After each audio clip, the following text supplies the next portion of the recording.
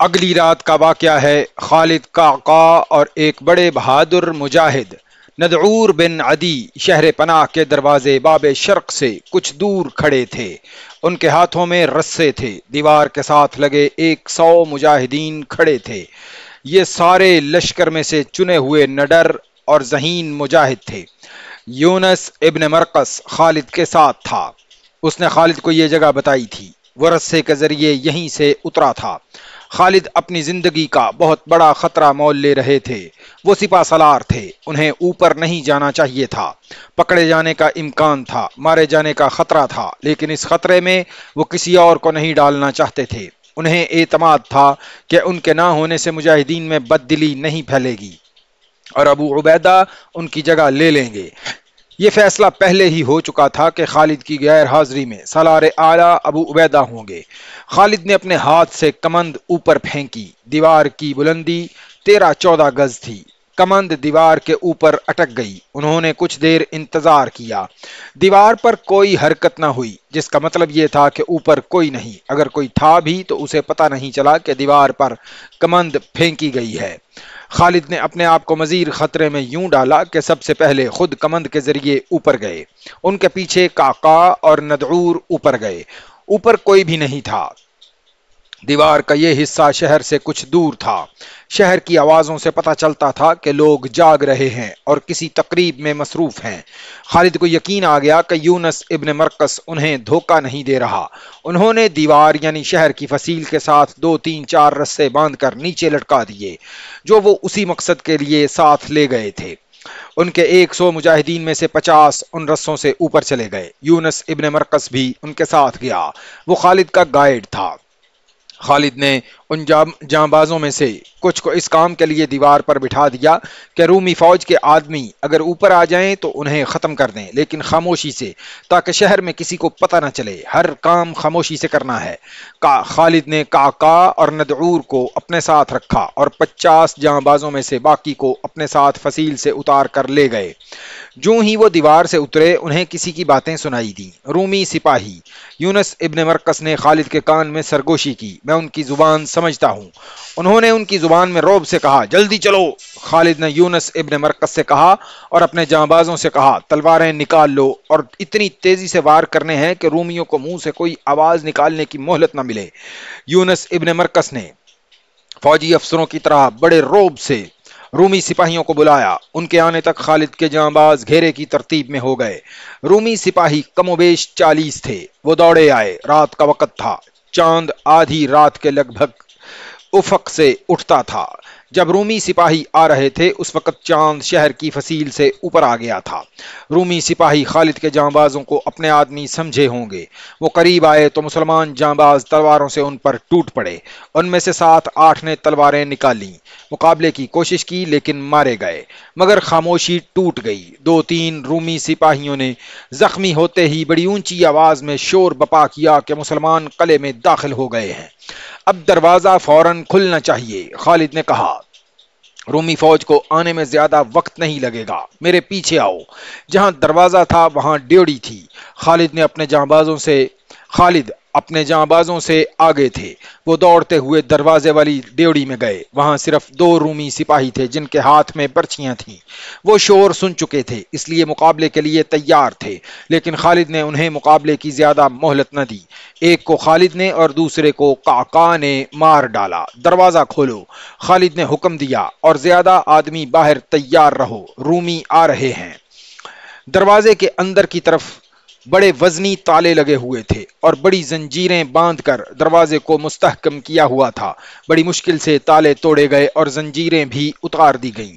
خالد دروازہ کھول کر باہر نکلے۔ ان کے باقی 50 جانباز باہر کھڑے تھے۔ خالد نے انہیں اندر بلایا اور کہا کہ وہ دروازے کے باہر پھیل کر مقابلے کے لیے تیار رہیں۔ رومی فوج آ رہی ہے۔ اس کے ساتھ ہی اس دروازے کے سامنے جو دستے تھے انہیں خالد تیاری کا حکم دے آئے تھے، اور یہ حکم بھی کہ دروازہ کھلتے ہی طوفان کی طرح دروازے میں داخل ہو جائیں۔ دروازہ کھلتے ہی یہ دستے طوفان کی طرح دروازے میں داخل ہونے لگے۔ چاند اب اور اوپر آ گیا تھا۔ اپنے پرائے کی پہچان میں سہولت پیدا ہو گئی تھی۔ ادھر سے رومی فوج کا ایک دستہ باب شرق کی طرف آ رہا تھا۔ یہ مسلمانوں کی طوفانی لپیٹ میں آ گیا اور ذرا سی دیر میں یہ دستہ لاشوں میں تبدیل ہو گیا۔ دمشق کی تمام تر رومی فوج فصیل کی طرف دوڑی، اور جن دستوں کو جن دروازوں کی ذمہ داری دی گئی تھی وہ تقسیم ہو کر ان دروازوں کے سامنے چلے گئے۔ سارے شہر میں بھگدڑ مچ گئی۔ شہری پہلے ہی ڈرے ہوئے تھے، وہ بھاگ نہیں سکتے تھے۔ دروازے بند تھے، وہ اپنی قیمتی چیزیں ادھر ادھر چھپا رہے تھے۔ عورتوں کا یہ عالم تھا کہ چیختی چلاتی دوڑتی جا رہی تھیں۔ ہمارے آدمی بے غیرت ہیں، عورتوں کی چیخ نما آوازیں سنائی دینے لگیں۔ ہمارے آدمی ہمیں مسلمانوں سے نہیں بچا سکتے، ہمارے آدمی بزدل ہیں، اپنی جانیں بچاتے پھر رہے ہیں۔ عورتوں کی استانہ زنی نے دمشق کے جوانوں کو گرما دیا۔ وہ تلواریں اور برچھیاں لے کر نکل آئے۔ اس طرح رومی فوج کو سہارا مل گیا، لیکن خالد کے دستے رومیوں پر حاوی ہو چکے تھے۔ مسلمان محاصرے سے تنگ آئے ہوئے تھے، وہ دمشق کو فتح کرنے کے لیے قہر اور غضب سے لڑ رہے تھے۔ تقریباً تمام مؤرخوں نے لکھا ہے کہ خالد نے ایسا دانستہ طور پر کیا تھا، یا ان کے پاس اتنا وقت نہیں تھا کہ انہوں نے دوسرے دروازوں پر جو سالار متعین کیے تھے انہیں نہ بتایا کہ آج رات وہ کیا کرنے والے ہیں۔ خالد نے ابو عبیدہ تک اطلاع نہ دی کہ وہ بہت بڑا خطرہ مول لے رہے ہیں۔ کسی بھی تاریخ میں اس سوال کا جواب نہیں ملتا، خالد نے ایسی غلطی کیوں کی تھی؟